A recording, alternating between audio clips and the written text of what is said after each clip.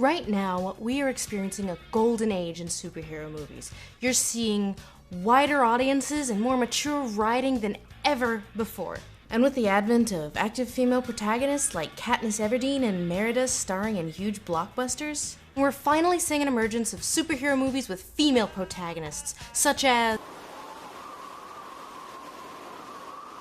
Well, I'm sure they're on their way, so for now we'll just have to content ourselves with the wonderful female superhero movies of yesteryear, such as...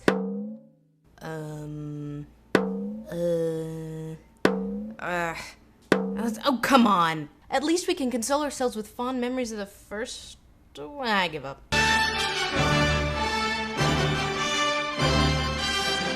This film is utterly mystifying. It doesn't just not make sense within the context of the Superman movies or even the comics, it doesn't make sense within itself. When you watch it, right from the start, you find yourself asking, did I miss something? What is a tree? A lovely thing which grows on Earth. Earth? You mean where my cousin went?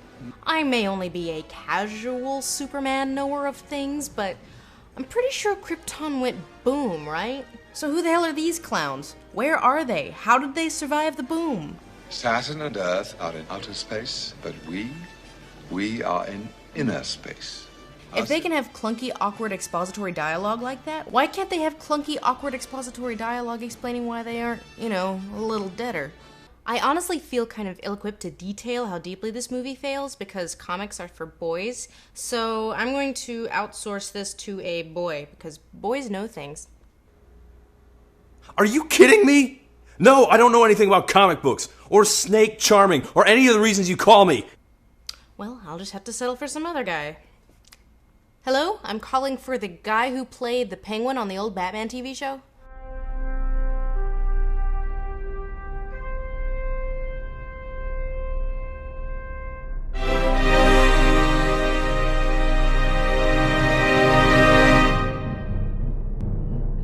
Hey, I don't sound like the Penguin. Uh-huh. Well, since they tell me that you know things about comics, can you tell me who these people are and why they didn't go boom when Krypton did? Well, in the logic of the movie, I guess you can figure that it was some kind of space station over Krypton. I mean, if they've got intergalactic travel in the first Superman film, they probably had space stations. But they live in the space between spaces. How does that work? The Phantom Zone. The Phantom Zone is technically an extra-dimensional prison, so they must have technology that accesses other dimensions. It could be argued that they were protected from Krypton's destruction because they existed in another universe. Well, that just opens up too many questions. And they just stayed there? Like, why only these morons? What about the rest of Krypton? Was it a special, specifically interdimensional space station? How come Kara doesn't know what a tree is, but she can do graphic calculator math in her head? This movie sucks. In 1983, the Superman film franchise took a sudden sharp nosedive with the poorly received Superman 3, but the producers were still looking to keep the franchise going. With Christopher Reeve already growing uncomfortable with his signature role and becoming reluctant to make another sequel, the producers instead turned to a spin-off property, Supergirl, hoping to make another unknown into a superstar like they did with Reeve. Supergirl is a complete disaster from beginning to end. Supergirl never at any point has any consistent superpowers, motivation, personality, backstory, intelligence level, or even outfit, which she's able to change at will for no explained reason whatsoever. This is probably because the film that eventually got released is something of a movie loaf, a cobbling together of several drafts of very different scripts, many of which thrown together by a worn-down, indifferent screenwriter after production had already started. Do they not teach you anything anymore? Well, of course they do. I know the equations. Yep. Kara might be the dumbest person in Argo City. In competition only with mentor figure Zoltar, played by Peter O'Toole. So Kara makes a picture of a butterfly with her sonic screwdriver, then a glowing ball makes the thing come to life. So you can't explain this either? Nope, but I'll stick around and help you riff it in a linear fashion. Oh, good. Yeah, it's a pity we didn't think to film this 5 days ago. When we literally saw each other. Yeah... This movie is nothing but plot holes, and we haven't even reached the 10-minute mark. Speaking of holes, from the looks of things, Argo City is protected by a thin plastic bag. I've lost the Omega Hedron. I must be sent to the Phantom Zone. Not the Phantom Zone, where I guess they send their fuck-ups. Or maybe you could try and fix it, Peter O'Toole? Not just go, oops, fucked up, time to go get high with General Zod. Man, you guys need to beef up the security around here. Meanwhile, at Camp Crystal Lake, we meet our, and I use this term loosely, villain. What are you thinking about? Why did we bring a tiger rug on a picnic? Faye Dunaway, well into the no-wire hangers phase of her career, plays a thoroughly awful, unfunny camp villain. From what I can gather, she's a wannabe witch, and the Fabergé egg MacGuffin promptly falls into her lap, and the second she sees it, she immediately knows that it gives her magic powers. There will now be no danger of death. So, Kryptonians dealt in magic, huh? It wasn't really advanced technology, it was some magic 8-ball that grants magical powers. It does everything. It powers cities, grants magical powers, does your taxes, cures erectile dysfunction. Oh, and here's the one throwaway line to find out why there's no Superman in this movie. That Superman has indeed embarked on a special peace-seeking mission to a galaxy scientists estimate may be several hundred trillion light years from Earth. So he won't be back for 700 trillion years, I guess. What? Why does she have a costume? The hell? No, seriously, what in all 7 hells just happened? She was on her cosmic acid trip, and then the ball opened, and then she flies out with her costume on? Where the hell did Kara get hers? Rock. So what does the girl do with her newfound superpowers? Exhaustive search for the source of power you just lost? Nope. Whee!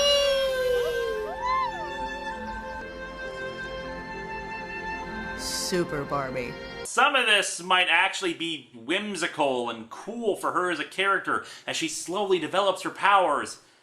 If she wasn't already well adept at them, not to mention, you know, the plot! Hey, where you going, lady? Hey, listen to me. You have a reason to believe that the golden snitch is over there? Oh, she's got a MacGuffin detector apparently. Might have mentioned that movie. So, question. What is the first thing that happens to any woman when she dares set foot outside of her door in America? Usually she reaches her destination without incident. No, I forgot to mention this from the Complete Hack's Guide to Screenwriting. Oh, duh. Attempted rape by strangers. Attempted rape. We're out looking for a good time. And you just won the brass ring, baby. You see, Supergirl didn't realize that dressing like Superman is totally asking for it on planet Earth. Why are you doing this? We're men! We rape! It's what we do! I'll give the movie this credit, though. It's not rescuing someone in an alleyway, so cliche avoided? I think maybe we should kind of keep this to ourselves. Waka waka. Well, maybe next rape.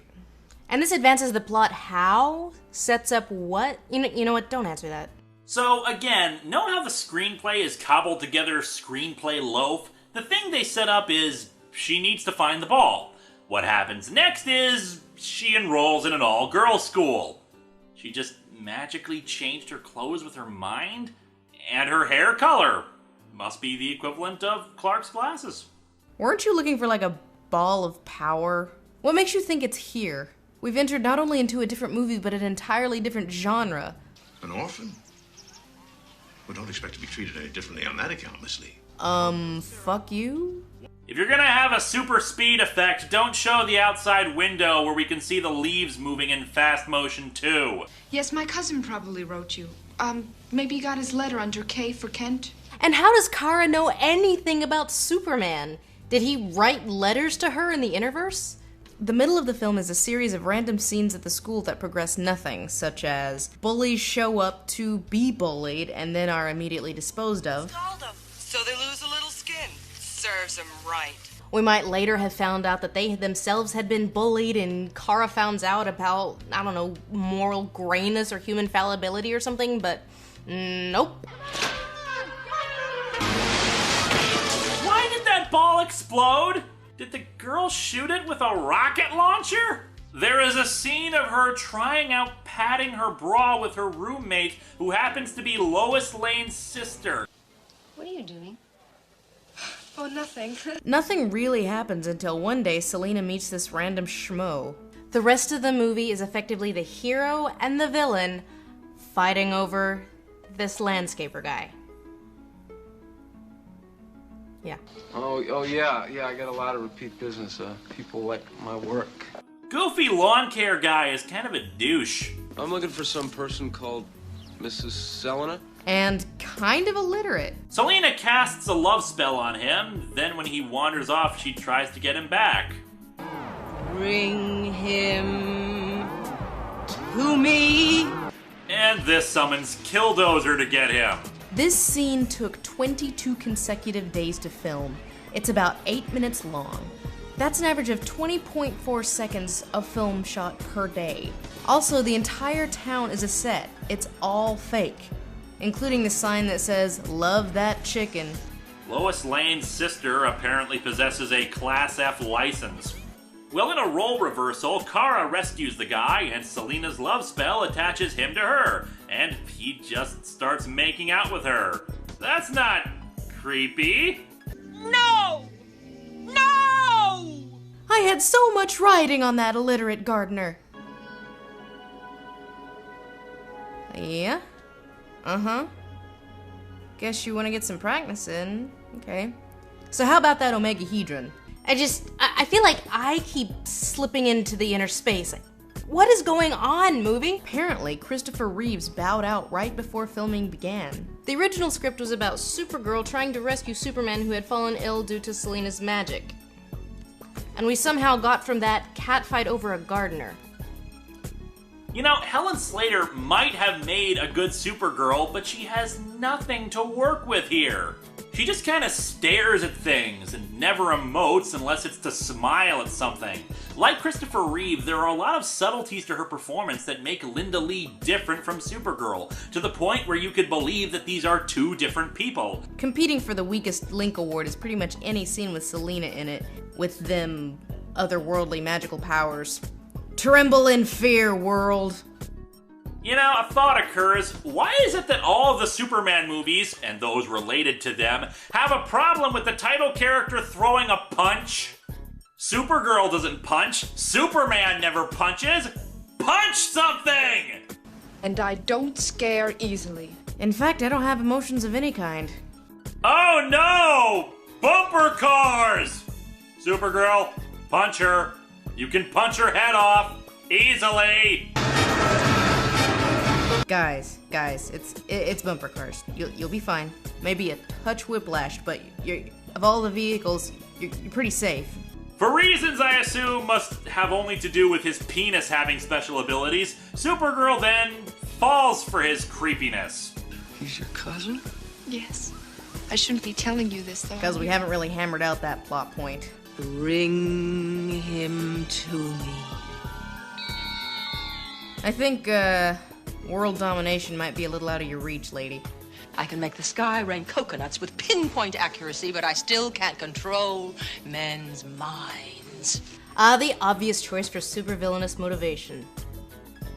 After about an hour of question mark, Lois and Jimmy Olsen have a casual conversation about a mountain that just appears. It's a mountain, Lucy. And thank Odin, we are slowly crawling towards the third act where Selina traps her in a glass box. I care deeply for some reason! And Selina sends her to the Phantom Zone. Here, Kara has lost her powers and makes herself bleed trying to crush a rock. Is that a butterfly? Oh, it gave me a black eye! Ow! But then Peter O'Toole shows back up, ostensibly drunk off his ass. With no way out. There's always a way out. Why is she trying to encourage Zoltar and not the other way around? Our hero is at her lowest point, without power or hope. Shouldn't Zoltar be the wise mentor who comes back into the movie to teach her about friendship or believing in herself or something? There's no way out to the Phantom Zone. But there must be a way out. Nope, no way out. Well, except for this way out. See, I told you! And they don't even bother trying to come up with a way for them to get out that's anything other than just walk out, and it's hard. I can't! There. Right there. You can see the exact moment where the screenwriter completely went, fuck it. Yeah, I bet Peter O'Toole's character is going to lead a long, happy life. I am with you. Oh crap, I'm not with you! This is unspeakably painful! Ah!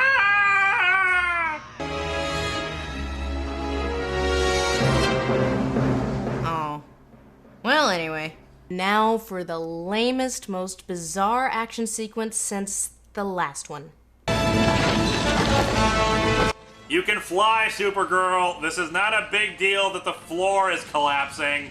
You treat everyone as if they were put on this earth to serve you. Ouch.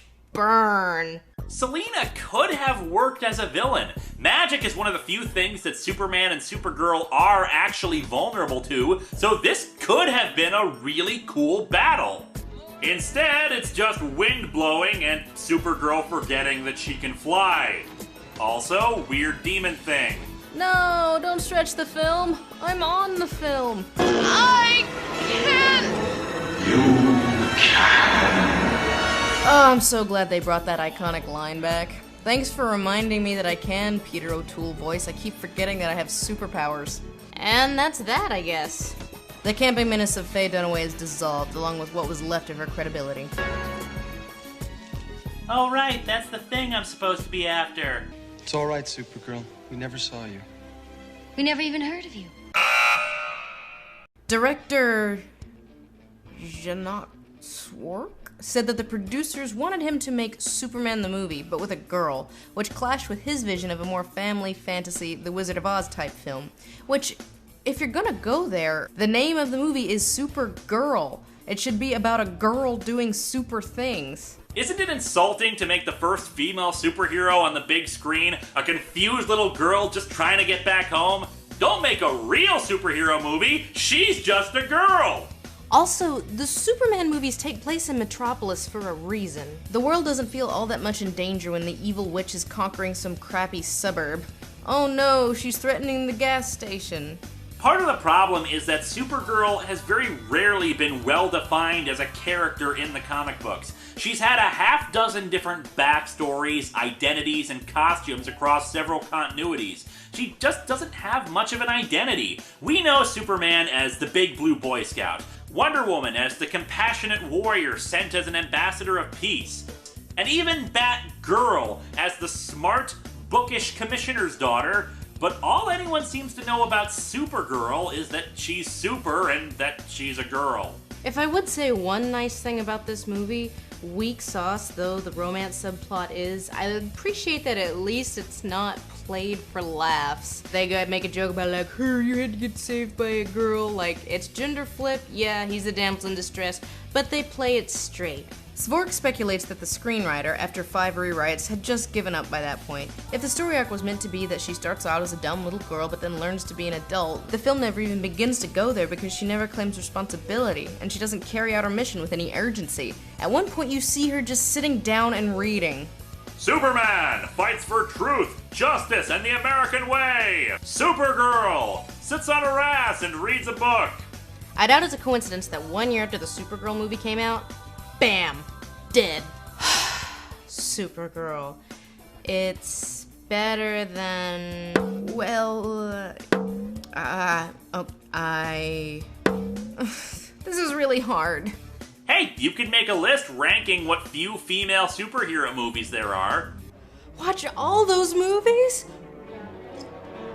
I can't! You can? Okay.